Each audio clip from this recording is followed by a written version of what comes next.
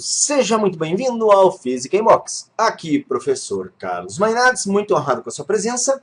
E nessa aula sobre a lei de Gauss, a segunda aula sobre a lei de Gauss, nós iremos fazer dois exercícios a respeito de uma das aplicações da lei de Gauss. Vamos ao primeiro exercício.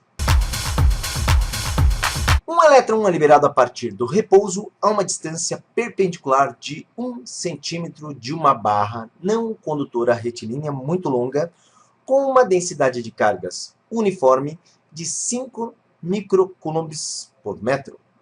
Qual o módulo da aceleração inicial do elétron? Então, veja só. Nós temos ali, no caso, a barra carregada positivamente, e nós sabemos, então, que em função das cargas que existem na barra, existe um campo elétrico na vizinhança da barra. O campo elétrico na vizinhança da barra, ele pode ser representado aqui, ó, por linhas paralelas que se afastam da barra. Então, está aqui, ó, essa é a direção do campo elétrico. Aonde está o elétron? Aonde está o elétron, que o elétron vai ser abandonado, nós devemos considerar, então, a nossa superfície gaussiana, que, por razões simétricas, o ideal é que seja uma superfície gaussiana cilíndrica. Nossa, está uma beleza o meu cilindro. E está aqui, envolvendo, então, a barra. Ficou aí desproporcional, mas considere que a distância da barra até aqui em cima, da barra até aqui embaixo, seja a mesma. Então, atenção. Observe que esse raio aqui, deve, na verdade, corresponder a essa distância que o elétron é liberado, ou seja, 1 centímetro. Bom, no caso aqui de uma barra muito longa ou uma linha de cargas, o campo elétrico ele é determinado por campo elétrico igual a densidade linear de cargas, dividido por 2π vezes o raio da superfície gaussiana, multiplicado pela constante de permissividade. E dessa forma a gente consegue determinar o campo elétrico.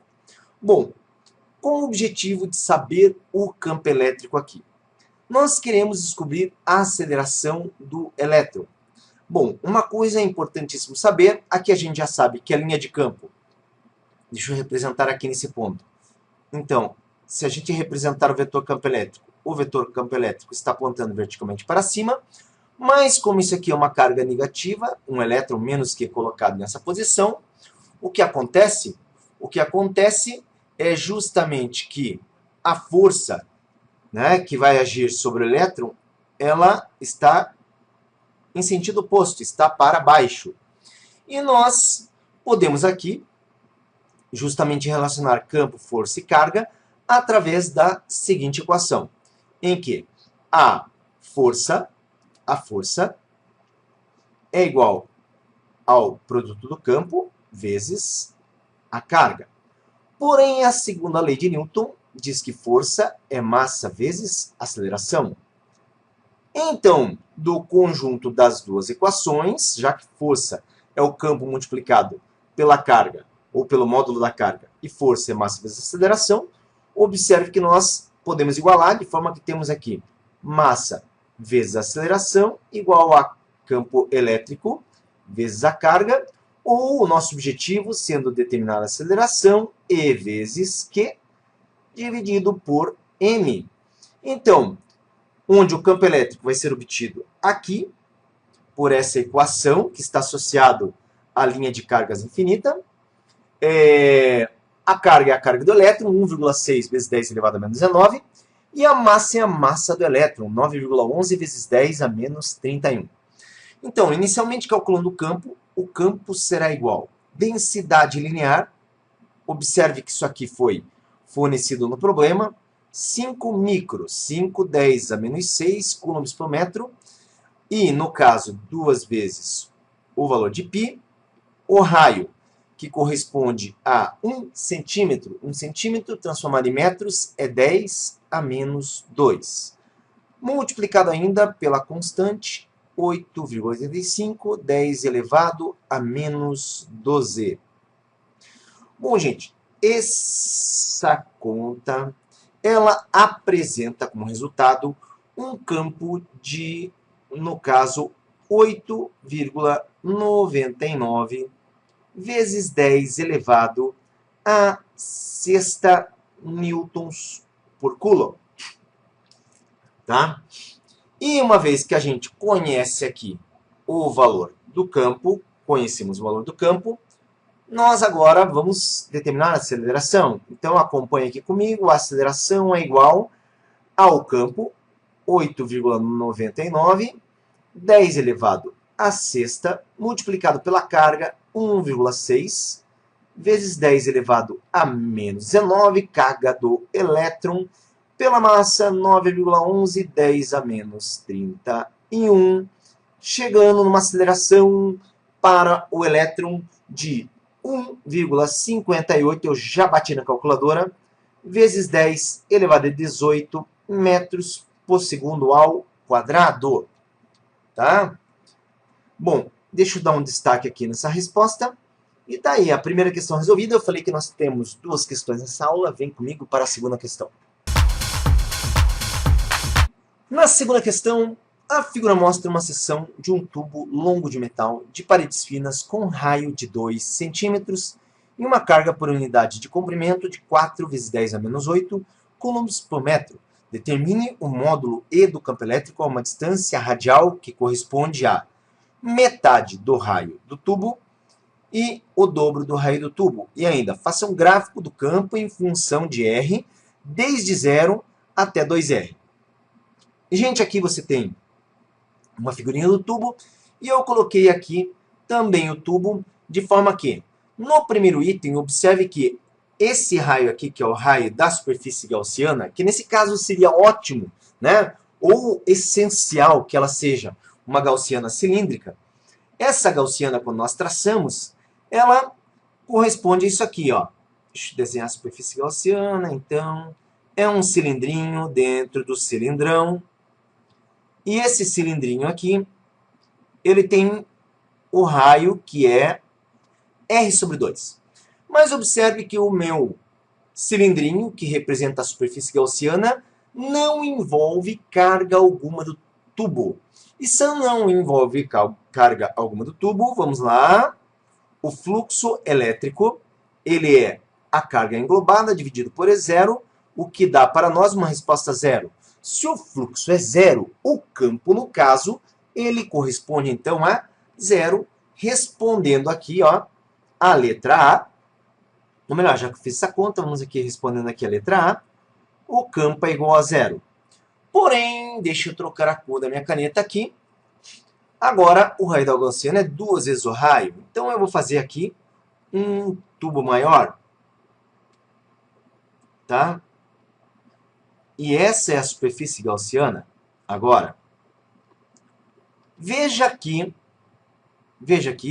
nós temos agora cargas dentro da nossa superfície, cujo raio aqui vale 2 vezes o raio do tubo, e esse aqui é o raio do tubo, certo? Então, atenção, vamos aplicar a lei de Gauss nessa situação. Então, aqui, na letra B, a letra A, então, a gente viu que já é zero. Na letra B, nós temos integral fechada de E vezes dA igual a carga dividido por E0. Bom, o campo em qualquer ponto da lateral da nossa gaussiana, ele é constante E vezes.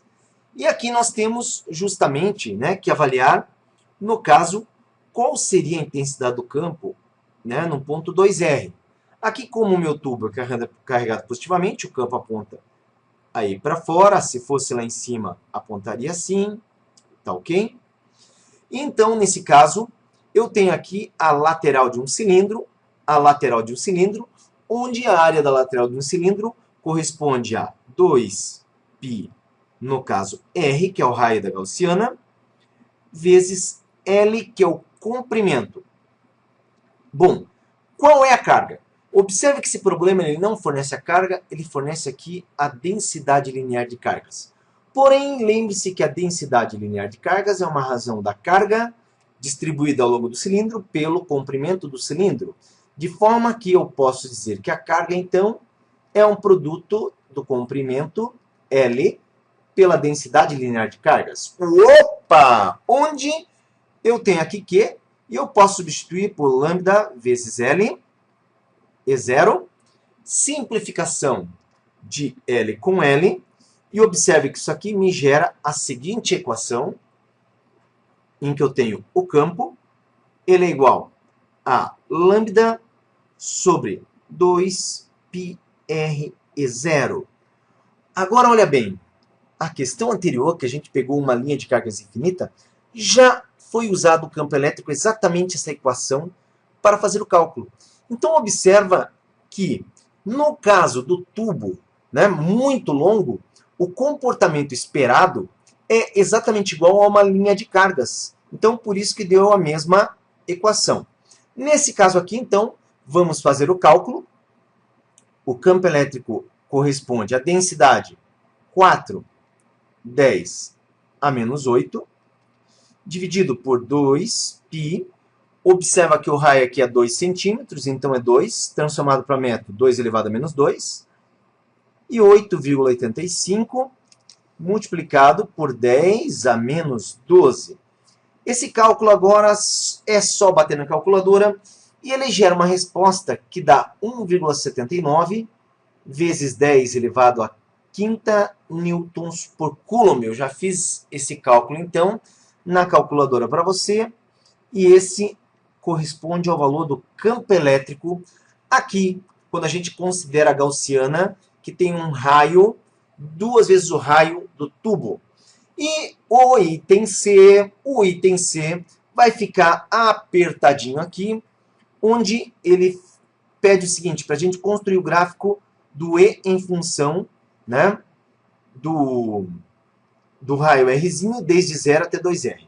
Então, atenção, está aqui o gráfico campo elétrico E, Rzinho, e veja que aqui, se nós pegarmos, né, e olharmos o item A, para metade, o campo era 0. Mas mesmo que fosse um pouquinho maior, desde que o cilindro não envolvesse nenhuma carga, o campo seria 0. Então, quer dizer, até chegar no raio do próprio tubo, o campo não existe. Ele vai passar a existir a partir da superfície externa. Então, esse gráfico ele tem o seguinte aspecto. Até o raio, ó, vai ficar aqui em verdinho, até o raio do tubo, que seria esse raio R, o campo elétrico corresponde ao valor 0. Porém, a partir da superfície externa, nós temos isso aqui, tá? Então, uma função inversa até o valor de 2R no caso, né? Bom, então, né, por que uma função inversa? Você pode ver aqui nessa equação, onde o lambda é a densidade linear de cargas, que seria constante, e o R aqui, ele é variável, tanto que o valor de R, a partir da superfície, ele vai aumentando até 2R, então o campo elétrico sendo inversamente proporcional ao campo, o campo vai caindo. Bom, gente, resolvemos aí 2 questões. Se você gostou, dá um likezinho para nós. Também pode compartilhar com seus amigos para que eles estudem essa aula. Se tiver alguma dúvida, coloca na caixinha de mensagens e espero você nas nossas próximas aulas. Até, valeu!